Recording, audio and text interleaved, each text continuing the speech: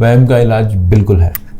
अच्छा, वहम डिपेंड करता है आप किस चीज़ को वहम कह रहे हैं। अगर तो हम इस चीज़ को कह रहे हैं कि कोई भी कोई काम करता है तो उसको ये नेगेटिव थॉट्स आती हैं कि कुछ बुरा होगा इसमें से, तो ये तो उस वहम की बीमारी के ज़ुमरे में नहीं आएगा।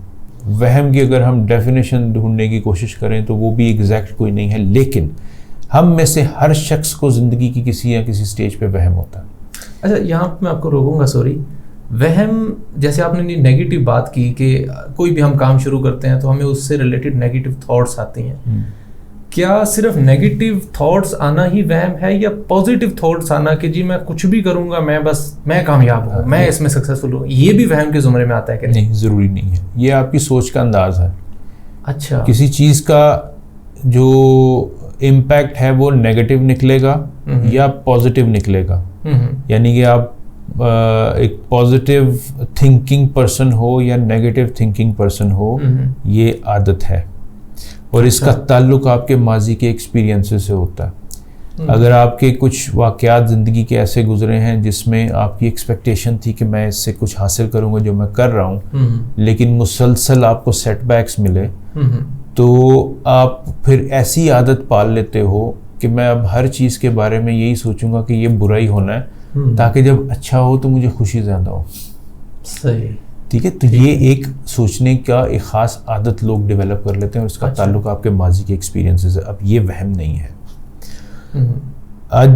अब वहम एक्चुअली क्या है? वहम हम में से सब लोगों को होता है।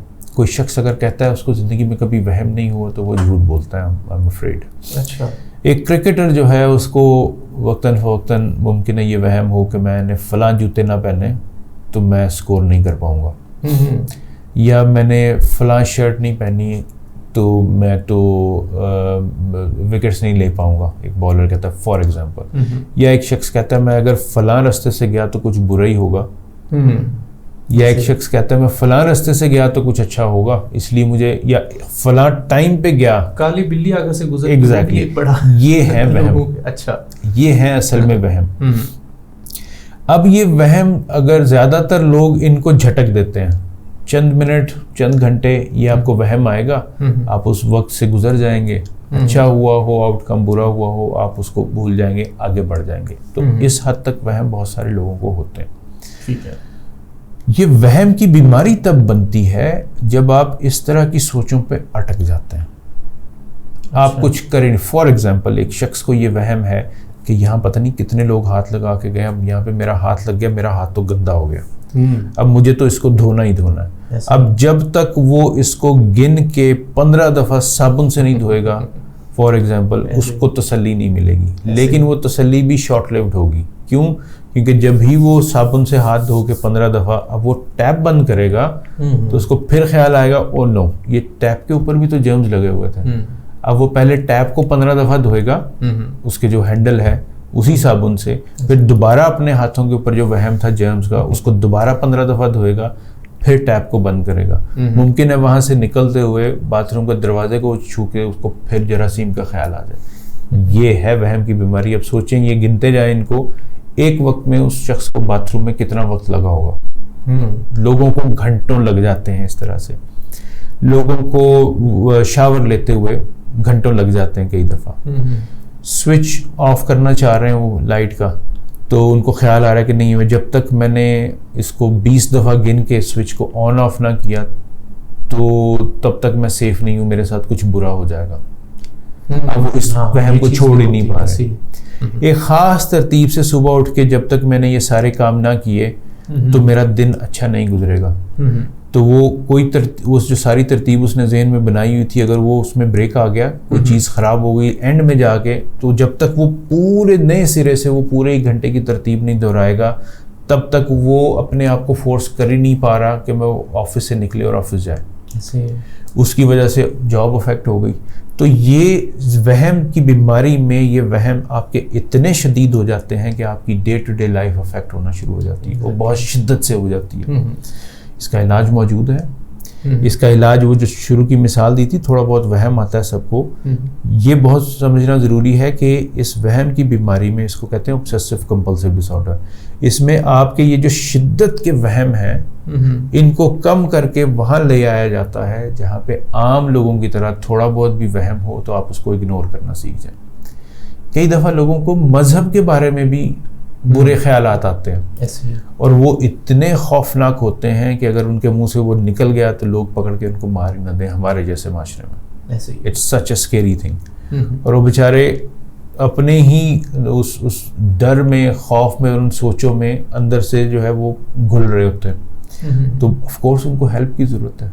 ऐसे किसी शख्स के पास जाएंगे वो उन्हीं के इन थॉट्स को चार और लोगों को बता दे तो लोग तो नहीं छोड़ेंगे ना उसको, इतने जज्बाती हो जाते हैं। तो ये वो सारी चीज़ें, कई दफ़ा सेक्चुअलाइज ख्यालात बार बार लोगों को आते हैं, कई दफ़ा बार बार उनको खून दिखाई देता है, दिखने में भी इमेजेस भी कई दफ़ा होते हैं। तो इस बीमारी का इलाज करने के लिए एक तो इसमें जो टॉप की मेडिसिन्स हैं वो एंटी डिप्रेसेंट्स ही हैं, लेकिन रिसर्च पिछले 40-50 साल की हमें ये बताती है कि ये जो एंटी डिप्रेसेंट हम OCD में, वहम की बीमारी में यूज़ करते हैं, एक तो ये हाई डोज में होंगे, हाई डोज भी इतनी नहीं कि बहुत नुकसानदेह होगी, लेकिन उस एंटी डिप्रेसेंट की जो मैक्सिमम डोज है उस पर पहुंचना बहुत ज़रूरी होता है। वो जो शुरू का ट्रांजिशन का पीरियड होता है जब दवाई को आप वहाँ पहुँचा रहे होते हैं, उसको 6-1 हफ्ते आमतौर पे लगते हैं, उसमें लोग हिम्मत ना हार जाएं, ये बड़ा ज़रूरी होता है। ये ना कह दें कि इससे तो कोई फ़ायदा हो ही नहीं रहा, दवाई ना छोड़ दें। फिर जब आप वहाँ पहुँच जाते हैं तो उस दवाई के उस असर को कम से कम 2 साल मेंटेन करना ज़रूरी है। फिर 2 से 2.5 साल के बाद आप उस दवाई को बंद कर सकते हैं। अगर साथ में आप थेरेपी के सेशंस भी शुरू करेंगे तो आपको बेनिफिट ज़्यादा अच्छा, ज़्यादा लंबे अरसे के लिए पायदार बेनिफिट मिलेगा। तो मेडिसिन और थेरेपी दोनों करेंगे। अब थेरेपी इसमें क्या करती है, वही एक्सपोजर रिस्पॉन्स प्रिवेंशन जो मैंने शुरू में जिक्र किया था।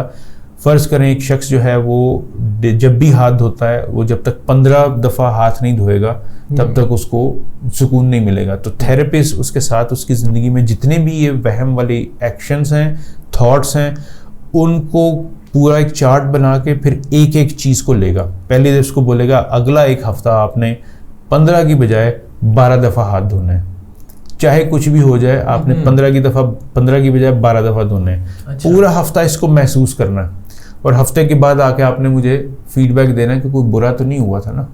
वो जो वहम था कि मैं 15 दफ़ा नहीं दूंगा कुछ बुरा हो जाएगा या मैं बीमार हो जाऊंगा, कुछ नहीं हुआ था ना। हफ्ते बाद जब वो फीडबैक लेगा फिर वो बोलेगा अच्छा 12 की जगह आप 8 कर दें। इसको ग्रेजुअली इन हैबिट्स को, अपने दिमाग को वो महसूस करवाएंगे इन हैबिट्स को चेंज करके कि कुछ भी तो नहीं हुआ। आखिरकार जब वो 1 दफ़ा हाथ धोने पे आ जाएंगे तो फिर ब्रेन जब ये महसूस कर लेगा कि यार कुछ भी तो नहीं हुआ, तो वो उसकी वो जो सर्किट्स हैं, वो जो टांके लगे हुए थे, वो बदल जाएंगे। तो ये जो मेडिसिन होती हैं ये ब्रेन को पावर देती हैं, खास किस्म की हिम्मत देती हैं बेसिकली। उसमें डिस्ट्रेस होता है आमतौर पे। डिस्ट्रेस जब होता है इन थॉट्स की वजह से तो एंजाइटी बहुत ज़्यादा बढ़ जाती है आमतौर पे, और फिर ये उन एंजाइटीज़ को काम डाउन करते हैं। अब कुछ चीज़ें ऐसी हैं जो कि अभी तक मेडिकल साइंस को नहीं पता। ये तो पता लग गया है कि मैक्सिमम ये डोज देंगे तो ऑब्सेसिव कंपल्सिव डिसऑर्डर या वहम की बीमारी बहुत वाज़े तौर पे हमें उससे असर मिलता है, लेकिन एग्जैक्टली अंदर क्या चेंजेस आ रहे होते हैं ये अभी तक पूरी तरह से नहीं पता। कुछ हाइपोथेसिस हैं, कुछ वो ब्रेन के 1-2 स्ट्रक्चर्स हैं जिनके बारे में कहा जाता है, ख़ासतौर पे फ्रंटल लोब में, जिसमें ये अभी तक के जो हमारे पास रिसर्च है वही कहती है कि कुछ एरियाज़ में ये जो मेडिसिन है वो इनकी केमिकल्स की इम्बैलेंस को ठीक करती है, तो उससे फ़ायदा मिलता है। And to be very honest, मैंने पिछले जब से पाकिस्तान आया हूँ बहुत सारे लोग ऐसे भी जिनको थेरेपी की ज़रूरत भी नहीं पड़ी, सिर्फ मेडिसिन से सक्सेसफुली वो ट्रीट हुए हैं और आखिरकार उनकी मेडिसिन बंद भी हुई है।